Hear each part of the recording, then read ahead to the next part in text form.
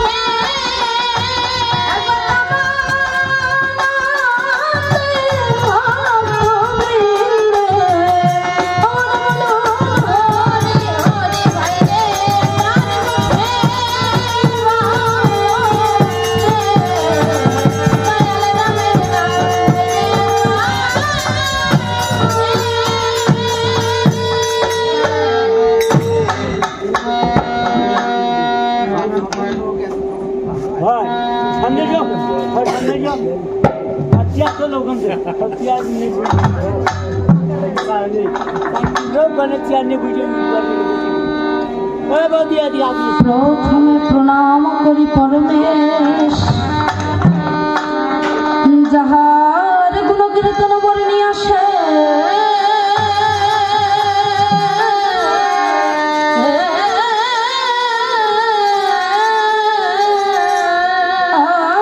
আর বেদনা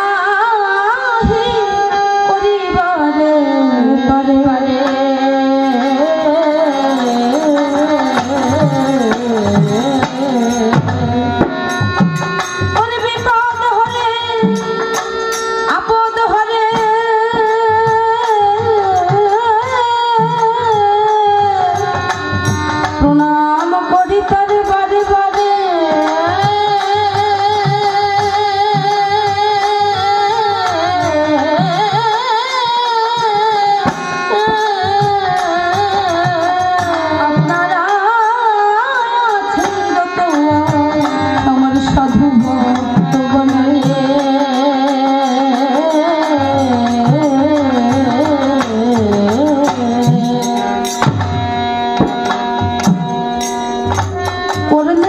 সাধুর সঙ্গ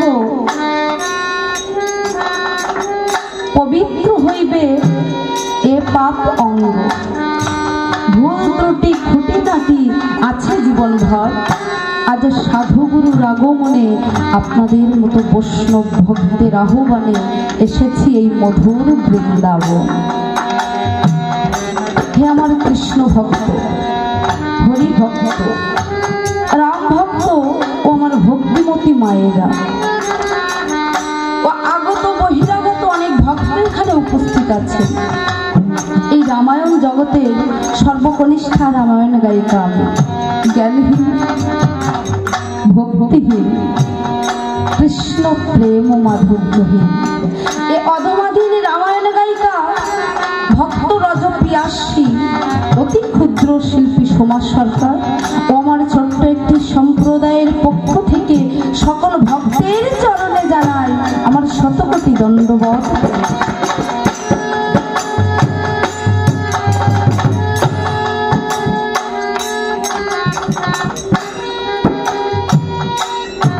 শুধু ভক্তবৃন্দ, এই শুভ লগ্নে শুভ সন্ধ্যায় আপনারা শ্রোতার আসন নিয়ে বসে আছেন কেন মা? দুটো কৃষ্ণ কথা, হরি কথা, রাম কথা শুনবেন বলে। কি গো মা, তাই তো? এখানে আসার তো ওই একটাই কারণ, আমরা সকলে দুটো ভগবানের কথা শুনবো বলে। কিন্তু ভক্তবৃন্দ,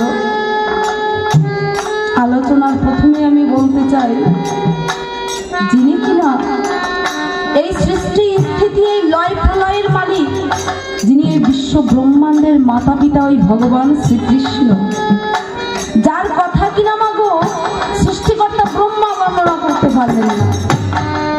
চতুর্মুখ ব্রহ্মা তার চারটি মুখে ওই ভগবানের কথা বলে শেষ করতে পারলেন না। দেবাদিদেব মহাদেব, যার কিনা 5টি মুখ ছিল, আমরা যাকে মাগো পঞ্চানন বলে জানি, সে ভোলানাথ মহেশ্বর তার 5 মুখে ওই ভগবানের কথা বলে শেষ করতে পারলেন না। যার কথা কোনো দেবদেবী বর্ণনা করতে পারলেন না, সেই তার কথা আমার মতো একটি সাধারণ মেয়ে সারাদিন যে বাবা কত ভুল করি আমি নিজেও জানি। চলার পথে ভুল হয়ে যায়, বলার সময় ভুল হয়ে যায়, এই জীবনটাই যে ভুলে ভরা। এই ভুলের মাঝে থেকে কি ভগবানের কথা বলা সম্ভব?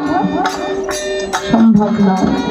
তবে ভক্তবৃন্দ, আমি আমার গুরুদেবের মুখে শুনেছি ভক্ত পদধূলি আর ভক্ত পদ জল, ভক্ত ভুক্ত অবশ্যই সেই 3 হয় মহাবল। শুনেছি ভক্তের কৃপা থাকলে, আপনাদের মতো ভক্তের আশীর্বাদ থাকলে নাকি অসাধ্যকে সাধন করা যায়, অসম্ভবকে সম্ভব করা যায়। তাই ভক্তবৃন্দ,